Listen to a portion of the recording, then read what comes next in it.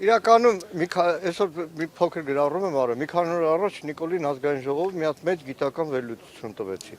20-30-ականներին բոլշևիկները, չեկիստները, անաստվածները փորձել են եկեղեցին պառակտել մի հատ աղանդավորական շարժում ա եղել ազատ եկեղեցի։ Լրիվ նույնն է, ինչ որ տեր հայրեր, բան, նույն թեմաներով։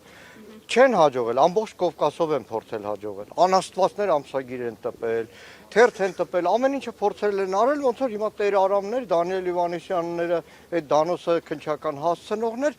եւ այն ինչ որ այսօր կատարվում է 37-ը մեր պապիները արդեն մեծ մասը չկա որ պատմի, 37-ը մեր բոլորի աչքի առաջ է։ Եվ նույն այսօրվա դատաքննությունը Սամվել Կարապետյանի դատաքննությունը, այլևս մեր երկրում իրավական դատական համակարգը հետևյալն է։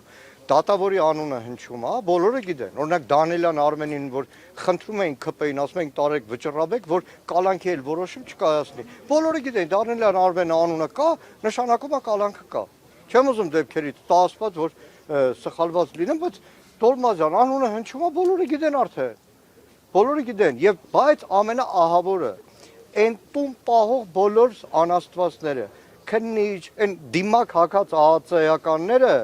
թող հասկանան, որ տեսախցիկի առաջ են դիմակով։ Գնում են տուն երեսներին երևի տունել են թքում։ Թող չարթարանան տուն են պահում։ Ոչ մեկ ԱԱԾ պետից, քնչականի պետից մինչև վերջի ստահակը։ Ասում պետությանն ենք ծառայում։ Պետությանը չեն ծառայում, Ստալինին ժամանակել են պետությանը ծառայում միլիոնավորների գլուխները։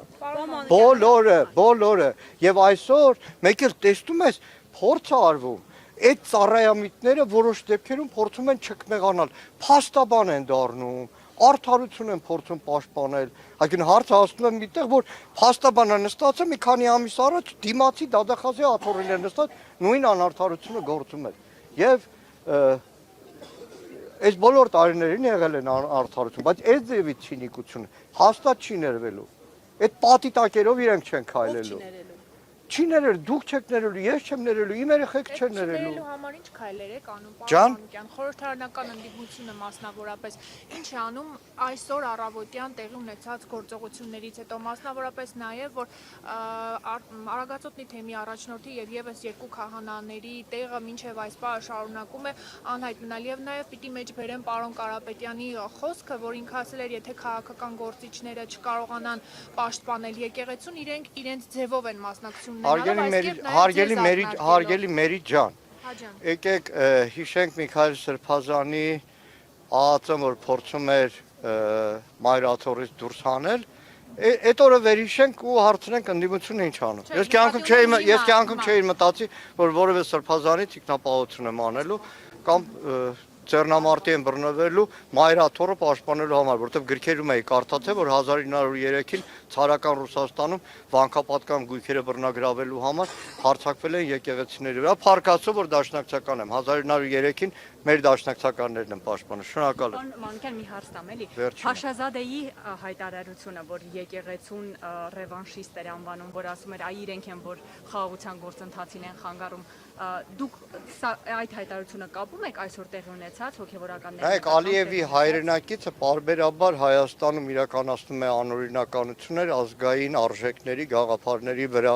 հարձակումներ, երբ որ շատ հաճախ Բաքվից ազդանշան է լինում, սա արդեն երկրորդ դեպքն է, Փաշազադեի մայրաթոռի հայ առաքելական եկեղեցու դեմ հարձակումը եւ դրան հաջորդած Հայաստանի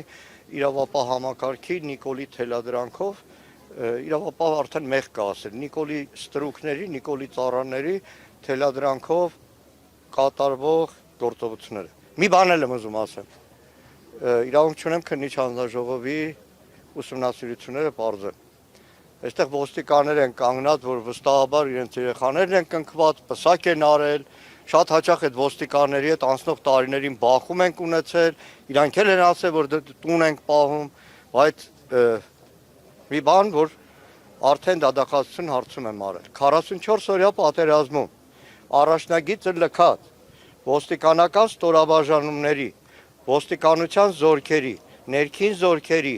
քանի զինծառայողի նկատմամբ է հարուցված քրեական գործ։